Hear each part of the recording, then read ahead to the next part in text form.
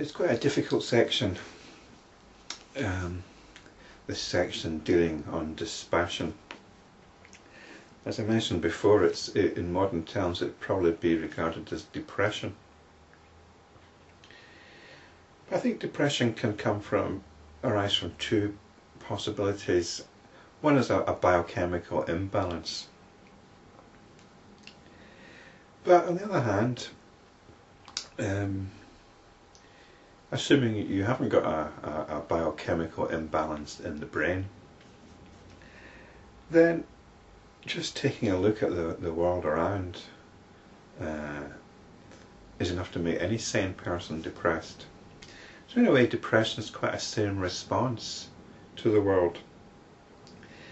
And Rama is conveying in very thorough and in no uncertain terms his depression. But I don't think depression is a good word, because depression is a clinical word, and it implies that there's something wrong with Rama. Whereas it's really the whole of society, the whole of nature, our whole value systems, which he is thoroughly and vigorously condemning, really. So let's move on. Rama said, even childhood, the part of life which people ignorantly regard as enjoyable and happy, is full of sorrow, O sage. Helplessness, mishaps, cravings, inability to express oneself, utter foolishness, playfulness, instability, weakness, all these characterize childhood. So now he's having a go at childhood, which is supposed to give us a nice warm glow ordinarily. The child is easily offended, easily roused to anger, easily bursts into tears. In fact, one may say boldly that the child's anguish is more terrible than that of a dying person, an aged man, a sick man, or any other adult. Which is very true. A child's temper is quite primordial. For in childhood, one's state is comparable truly to that of an animal living at the mercy of others. The child is exposed to the countless happenings around it. They puzzle the child, confuse the child, and arouse in it various fantasies and fears. The child is impressionable and is easily influenced by the wicked. In consequence, the child is subjected to control and punishment by its parents. Childhood seems to be a period of subjection and nothing else. Though the child may appear to be innocent, the truth is that all sorts of defects, sinful tendencies and neurotic behaviour lie hidden and dormant in it, even as an owl lies in a dark hole during the daytime. O sage, I pity those people who foolishly imagine that childhood is a happy period. So here we go. Childhood is not a state of natural innocence. It's actually a state wherein are concealed all sorts of defects, sinful tendencies and neurotic behaviour. It's not something that most of us want to acknowledge, which is why it's all the more shocking when we hear the occasional report of the most terrible crimes committed by very young children, whether it's torture, murder, or some sort of sexual deviant behaviour.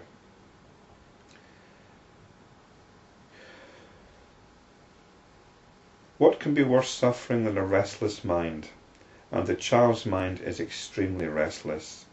Unless the child gets something new every day, it is unhappy. Crying and weeping seem to be the child's foremost activity. When the child does not get what it wants, it looks as if its heart is broken. When the child goes to school, it receives punishment in the hands of its teachers, and all this adds to its unhappiness. I suppose nowadays you could actually argue also punishment at the hands of the child's peers, bullying and so on. When the child cries, its parents, in order to pacify it, promise to give it the world, and from then on the child begins to value the world, to desire the worldly objects. The parents say, "I shall give you the moon for a toy," and the child, believing their words, thinks that it can hold the moon in its hands. Thus are the seeds of delusion sown in the little heart. Yeah, it's I suppose a lot of childhood is about learning to put the child's attention out there into the world, as there are things out there that are desirable and there are things out there to be avoided. So this relationship with the world is being built up. Now I don't think, although Rama is having a go at it, I don't think these things are avoidable. We can't actually avoid it. But what we're looking at the state of affairs here. And the proper response to that state of affairs will come later on.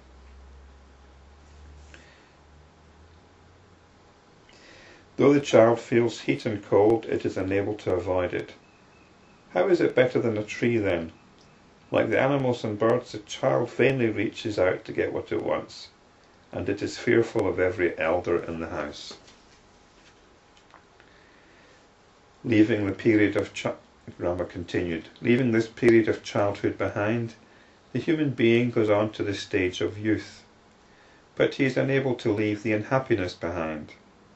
There he is subjected to numerous mental modifications, and he progresses from misery to greater misery, for he abandons wisdom and embraces the terrible goblin known as lust that resides in his heart.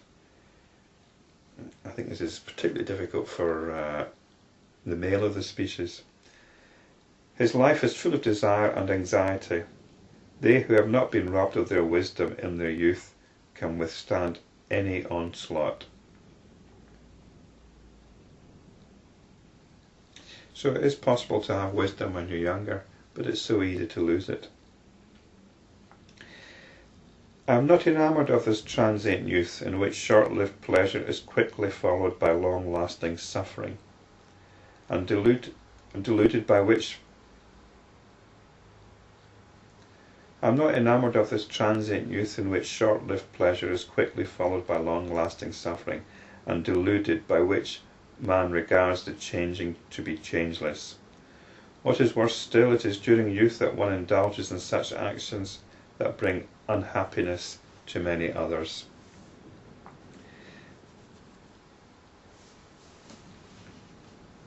Even as a tree is consumed by a forest fire, the youth's heart is consumed by the fire of lust when his beloved leaves him. However much he may strive to develop purity of heart, the youth's heart is stained with impurity. Even when his beloved is not present near him, he is distracted by the thoughts of her beauty. Such a person who is full of cravings is naturally not held in high esteem by good men. So, this text was written at least 1,000 years ago. Probably, possibly, it was composed in oral form much before that. But there is a resonance here with present times. It seems that these problems of youth and of childhood are actually ageless.